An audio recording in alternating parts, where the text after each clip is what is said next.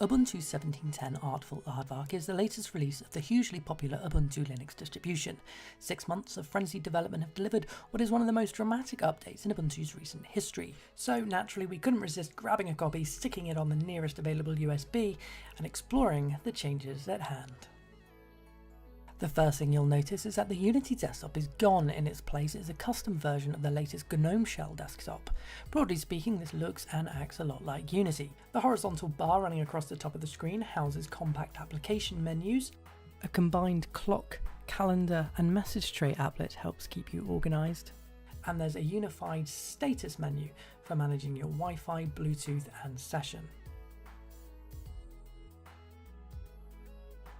On the left of the screen, in place of the Unity launcher, you'll find the brand new Ubuntu dock.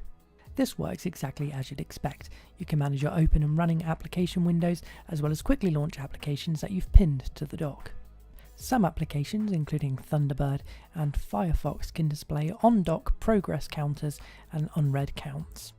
Ubuntu 17.10 retains its dark ambience theme, but there are some visual niceties on offer, including new window animations and dynamic transparency when moving windows near the dock or top bar.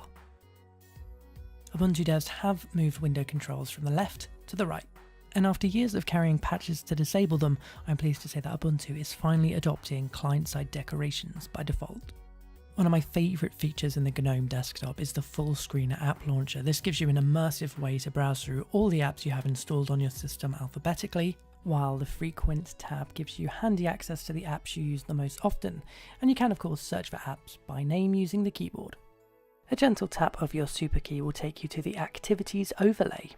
From here you can manage all your running applications and windows, as well as make use of dynamic workspaces.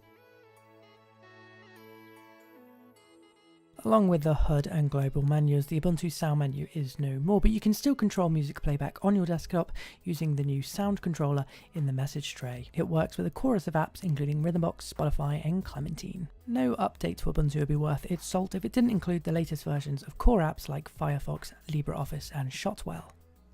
And if you're a fan of the default music player Rhythmbox, I'm sure you'll appreciate its streamlined new look.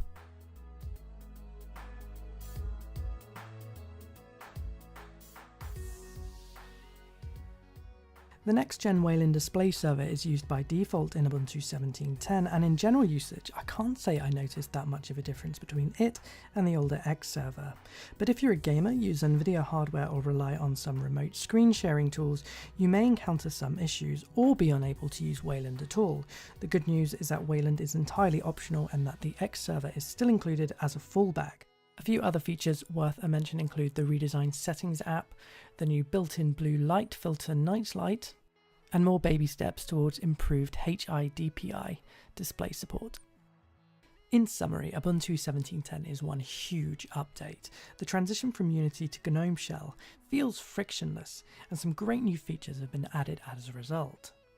Ahead of next year's long-term support release, Ubuntu 17.10 offers more than enough to be well worth upgrading to.